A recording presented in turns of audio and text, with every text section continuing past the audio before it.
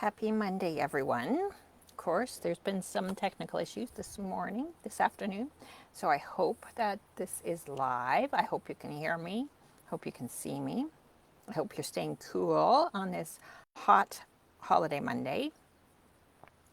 It's a nice, quiet day here because of the holiday. There's no construction on our street.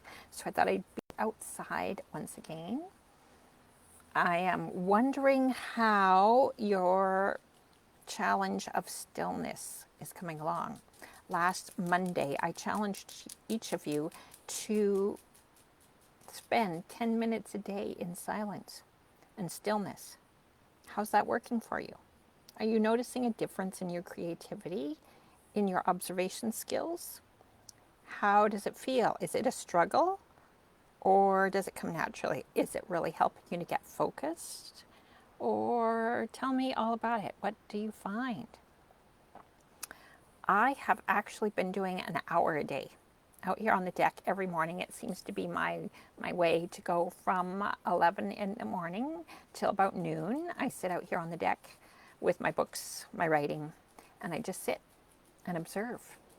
And behind me here, you can't really see really well, but there's trembling aspen that I love. Maybe in the video you'll be able to hear it shimmering. How do you hear something shimmer? The underside of the leaves are an amazing color of green. They're almost silver green. Think about that for a minute. Yeah, it's true. And then they go yellow, then they go green. They just sparkle. This morning we had the water on the garden and I was mesmerized by the little diamonds of water that are a multitude of colors in every drip drop that was on the thyme. Thyme, plenty of it. So, are you having trouble with 10 minutes a day? Or is it working for you? Let me know. And I also want to know, I'm very curious, I also want to know what you are all reading this summer. Are you reading art books, novels, fluff, romance? What is really catching your attention? I have several things on the go at once. Just like in painting, I always work on several paintings at once and I always work on several books at once. So I have a little inspiration. I have a little novel. I have art book. And then I have one that kind of gets my brain going. So to start, let me show you this. This is a magazine that was given to me, Victoria Magazine, pretty pictures.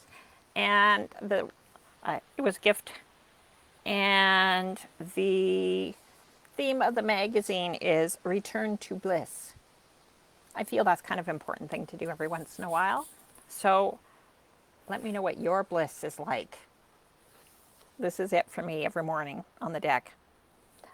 Pretty awesome. I hope you're all being able to find moments of happiness and joy despite all this heat. And then this book is the exact opposite. Side effects. This one is how the left brain, right brain differences shape everyday behavior. So this is more scientific, written by Lauren Elias, PhD, talking about the difference between the left and right brain and how they interact. And where, for me, it's very interesting because I'm now into writing. I love to write as well as paint, and they kind of cross over those two things because your language and speaking ability all comes from your left brain, and yet it is a very creative process. So I am fascinated by that whole thing. So when I'm really feeling like I need to be in a smart mode, I go with that. And then there's this book. Okay, this one is called Eating Stone, Imagination and the Loss of the Wild by Ellen Meloy, Meloy. And this book is one of those ones where it's really good when you're in your stillness mode because it kind of takes you to nature and takes you to that still place. It's very not a thrilling read. It's kind of one of those ones when you want to be mellow and chilled out. It's a good one to read because it's talking about nature. She spends a lot of time out there looking at the mountain goats and studying their movements and talking about the sky and the land and the colors. And she's alone in the wilderness. So that kind of transports you to a different place that I really love. I've never been to the desert that she describes, so it's a really good way to travel there if you like to travel in books, which I do. And the other book that I just finished reading is Banksy. And I've posted photos of it, so I'm not going to hold up my big, huge, heavy art book because it's really, really heavy. But I just finished that one, and I'm going to be writing a book review for Cloud Lake Literary very soon. Get that sent off this week. Not sure when it will be published, but it will be. And that is an awesome read, and I highly recommend it because I was going to call him my dear friend Banksy, but I don't know Banksy. Nobody does. He is not my friend. But I loved the book because it was very thought-provoking. His art is thought-provoking, but also the book was in that he talks about his philosophy of art and how art should be for everyone. That's why he put his paintings in public spaces. And there was a quote at the end of the book about how graffiti is illegal unless you're Banksy. So that's a whole other interesting dynamic. Is graffiti illegal? I suppose so. But he has a whole different take on it. And art should be in public places. It should be enjoyed by all. He believes art's for everyone. His art is very political, which my art is not necessarily, even though I'm an environmentalist and really, want to save what I paint. I found it fascinating, and there were a lot of thought-provoking things that came up. I love how he is also critical of the fine art world and how he pokes very deep questions at the fine art world when his painting went up for sale at auction at Sotheby's, and then the minute the hammer fell, it shredded. Fascinating stuff. So do read that one for sure. I'm not sure which one I've got a few art books on the stack, so I'm not sure which art book will be next to inspire me. But Banksy definitely got my thoughts going, my creative ideals going, and also my methodology, my thoughts on the fine art world. That's maybe a whole other topic for another 10-minute Monday.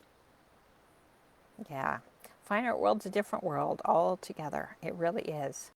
But we are just here to paint, so we don't really need to concern ourselves with that today. I hope whatever it is you are reading is inspiring your painting.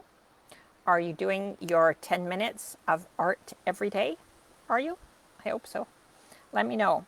Let me know if you're doing 10 minutes of stillness every day. And how is it working for you? What are you reading? Oh, and the other thing I wanted to mention to you that I'm also reading an ebook, so that's why I can't hold it up. The ebook I am reading is called One Matter Woman. And unfortunately, I don't remember the author at this moment, but it is a fascinating read about the Impressionists and the only woman impressionist that happened during that time. And, oh my gosh, I just lost her name. I didn't come very prepared.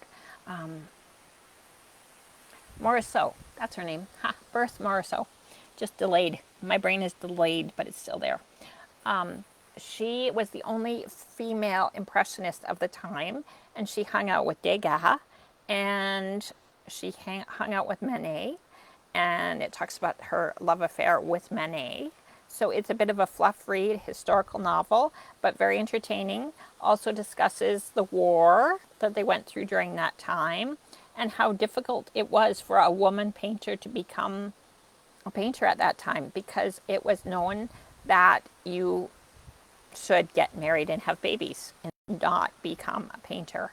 So it's a good read, and if you're into fiction, historical fiction, that is a good one. So that's kind of my fluff read that I read at night when I'm kind of tired and not really wanting to think too hard.